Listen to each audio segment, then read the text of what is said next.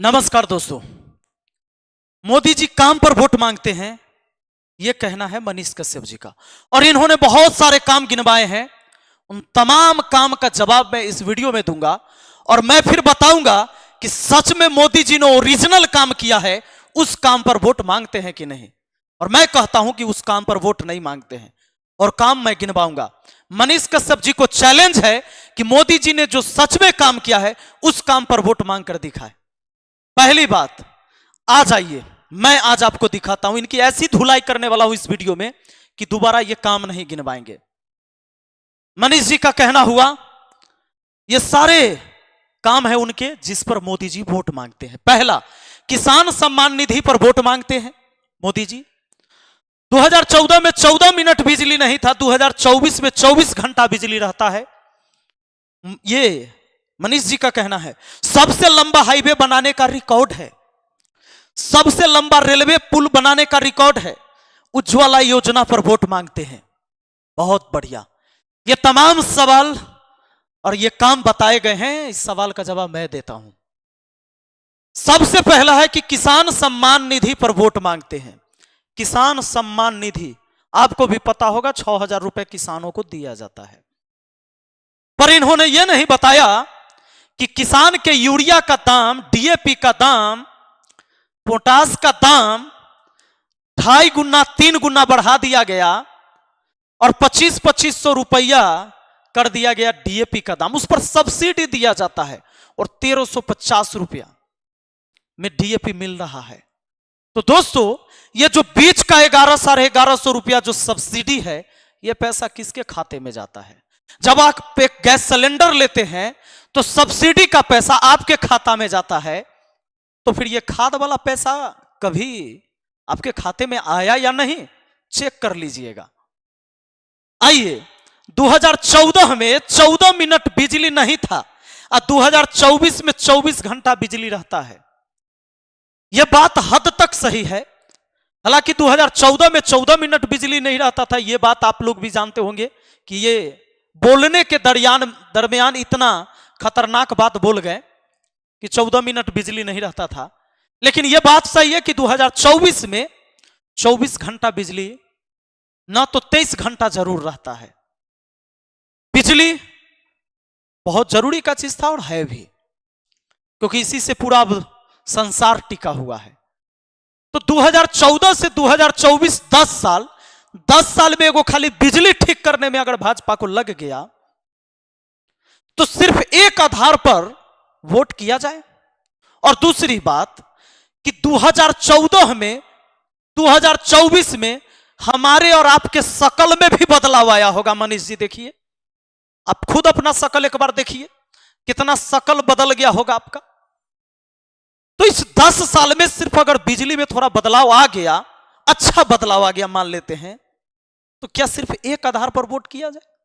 आइए, सबसे लंबा हाईवे बनाने का रिकॉर्ड, सबसे लंबा हाईवे बनाने का रिकॉर्ड।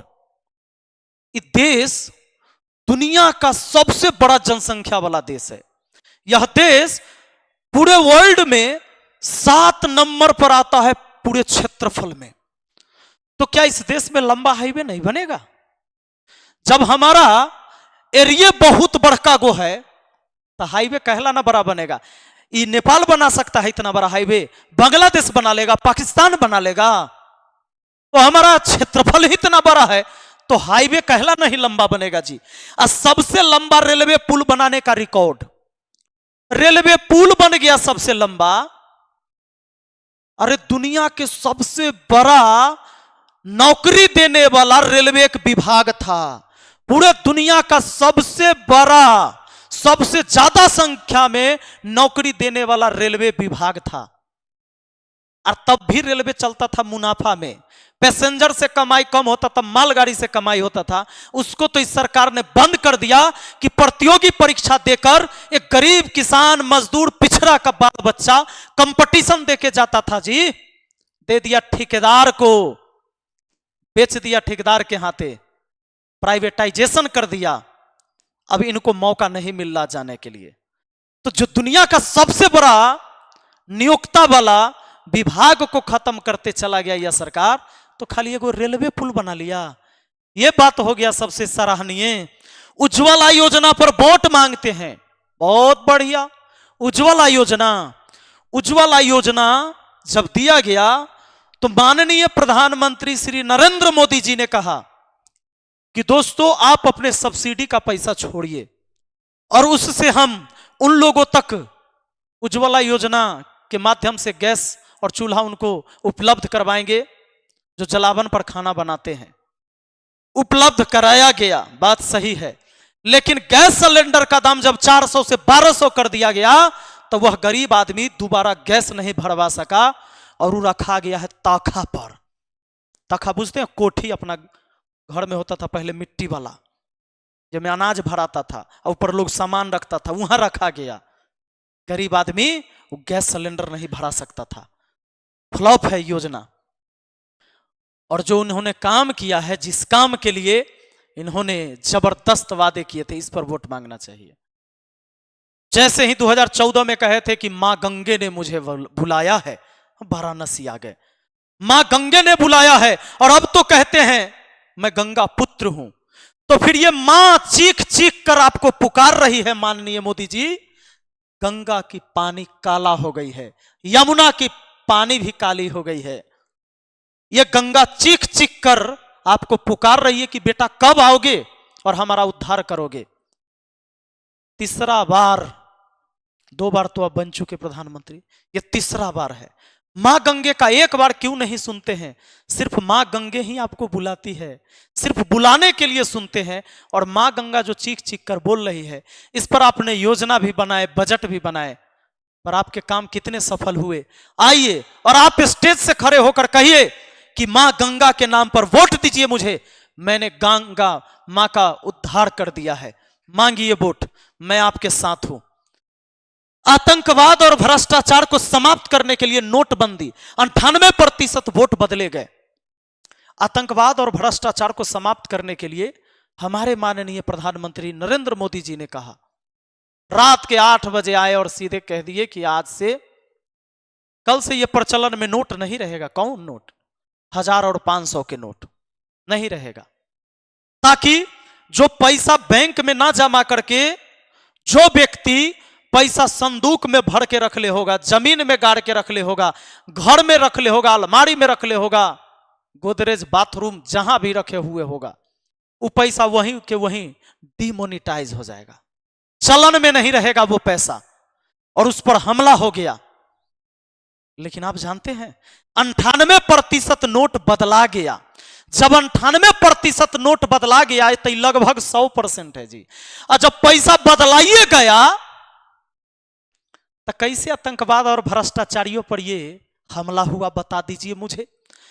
हमारे पास अगर 5 करोड़ था, 5 करोड़ गए, 5 करोड़ के 5 करोड़ मेरा बदलाइए गया, तो फिर कैसे भ्रष्टाचारियों के ऊपर हमला हुआ?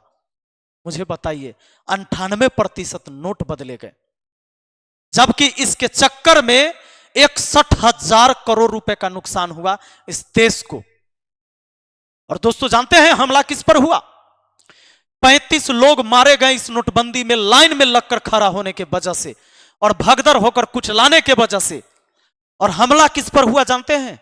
भ्रष्टाचारियों पर नहीं, हमला हुआ आम जनता पर। 4 महीने में 15 लाख नौकरियां गई। Centre for monitoring Indian economy CMIE ने अपनी रिपोर्ट में कहा कि केंद्र सरकार के इस फैसले के बाद, नोटबंदी के बाद अगले 4 महीने में 15 लाख लोगों की नौकरी चली गई। रिपोर्ट में कहा गया कि अगर यहां 15 लाख होगा, 15 लाख लोगों की नौकरी चली गई। रिपोर्ट में कहा गया कि अगर 4 आश्रित लोगों पर एक इंसान कमाई करने वाला है तो 60 लाख से अधिक लोगों के मुंह के रोटी का निवाला छिन गया। अगर घर में एक आदमी कमाने वाला है और 4 आदमी का भरण पोषण हो रहा है उस पर, एक का नौकरी गया तो 4 लोग उससे प्रभावित हुए। इस तरह से कहिए कि 15 चौके 60 लाख लोगों के रोजी रोटी पर ताला लगा दिया गया। इन पर असर पड़ा। तो सरकार कहे कि मेरा यह फैसला सही था और मैंने जो नोटबंदी किया था काहे न मोदी जी स्टेज पर खड़ा होकर बोलते हैं कि नोटबंदी मेरा सही फैसला था और ये इतना बड़ा सही फैसला था कि देश का ग्रोथ बढ़ गया और इस आधार पर मुझे वोट कीजिए। है ताकत मनीष बाबू? मोदी जी को यह बात कहने का ताकत है? आइए, लॉकडाउन याद है ना? लॉकडाउन कि भूल गए हैं? लॉकडाउन लगाया गया। एक ऐसा फैसला था जो सीधे कह दिया गया कि आज से लॉकडाउन, जो जहां है वहीं पड़े रहे, घर में है तो घरे में रहे, बाहर है तो बहरे रहे, कोई रास्ते पर ना निकले बाबू। जो बाहर में कमाने गया है वहीं रहे, जो गांव में है वहीं रहे, क्योंकि निकलना है ये नहीं है। इस सरकार ने एक बार ये फैसला लेते टाइम ये नहीं सोचा कि जो लोग डेली कमाता है और डेली खाता है, वो 10 दिन के लिए राशन नहीं रख रखा है घर में, 2 दिन के लिए भी उसके बाल बच्चे भूखे प्यासे मर जाएंगे 2 दिन में, वो डेली कमाता है तब डेली खाता है। चाहे वो रिक्शा चलाने वाला, ठेला चलाने वाला, सब्जी बेचने वाला, जूता सीने वाला या मजदूरी करने वाला व्यक्ति, जो डेली काम करता है तब डेली उसके परिवार चलते हैं। सरकार ने सीधे कहा कल से घर से निकलना बंद। और क्या लॉकडाउन हुआ? लोग रुके? इस फैसला को लोगों ने माना? नहीं मान पाया और यह सफल हुआ। लोग निकल लिए, बीमारी से तो कम लोग रास्ते में दम तोड़ के मर गए, भूखे प्यासे। देख रहे हो ये सीन, याद है क्या? याद है कैसे एक बच्चा इस अटैची पर और एक महिला, बूढ़ी महिला खींचते हुए इस बच्चे को, क्योंकि रोड में चलने के लिए कोई गाड़ी नहीं थी, और ऐसे दिल्ली से सफर बिहार तक के, दिल्ली से यूपी तक के, गुजरात, महाराष्ट्र, हरियाणा, पंजाब, कहां कहां से लोग न चल दिए। कोई खेतों में कहीं मर गया भूख प्यास से, कोई टैंकर के अंदर मर गया, कोई रेलवे लाइन पर कट के मर गया। तो यह सरकार कहे कि लॉकडाउन मेरा सही फैसला था, मैं इस आधार पर वोट मांगता हूं ना, कभी नहीं कहेगा। मनीष बाबू जो काम गिना रहे सरकार के, इस काम को गिना दीजिए। ये बड़े बड़े काम सरकार ने किए हैं, इस काम को आप नहीं गिना सकते। आइए, और आप जानते हैं इस लॉकडाउन को लगने से क्या हुआ? फैक्ट्रियों में ताला लगा। कहते हैं ना कि सरकारी नौकरी को जीवन जीने के लिए नहीं है, सही बात है, सरकारी नौकरी को बड़ा चीज नहीं है जिससे जीवन जिया जा सकता है। लेकिन इस समय देखिए कैसे कंपनियों को बंद किया गया। कोरोना काल में भारत में 1.89 करोड़ वेतनभोगी लोगों की गई नौकरियां, CMIE का रिपोर्ट है। Centre for monitoring Indian economy, CMIE ने कहा कि इस साल सिर्फ जुलाई में करीब 50 लाख वेतनभोगी लोगों ने अपनी नौकरियां गंवाई है, जबकि अप्रैल से अभी तक 1,89,00,000 लोगों की नौकरियां चली गई। यही हाल नोटबंदी में हुआ और यही हाल कोरोना के समय लॉकडाउन में हुआ। सरकार ने सीधे फैसला सुना दिया कि घर में रहने वाला घर में रहो, लेकिन उसने ये ना सोचा कि घर में रहेगा तो भी भूखे मर जाएगा, इसलिए मजबूरी में वो बाहर निकलेगा, और बाहर जब निकलेगा तो पुलिस उसको डंडे से मारेगा। हद हो गई। सिर्फ इतना बात कहा जाता कि भैया ये छुआछूत की बीमारी है, लोगों को डिस्टेंस में रहना चाहिए, आप डिस्टेंस बना लीजिए, ये बहुत भयानक बीमारी है। लोग डिस्टेंस बना लेते, और आपको अगर घर जाना है तो ट्रेन की हम सुविधा देंगे, आप ट्रेन में बैठ के जाइएगा और डिस्टेंस बना के जाइएगा।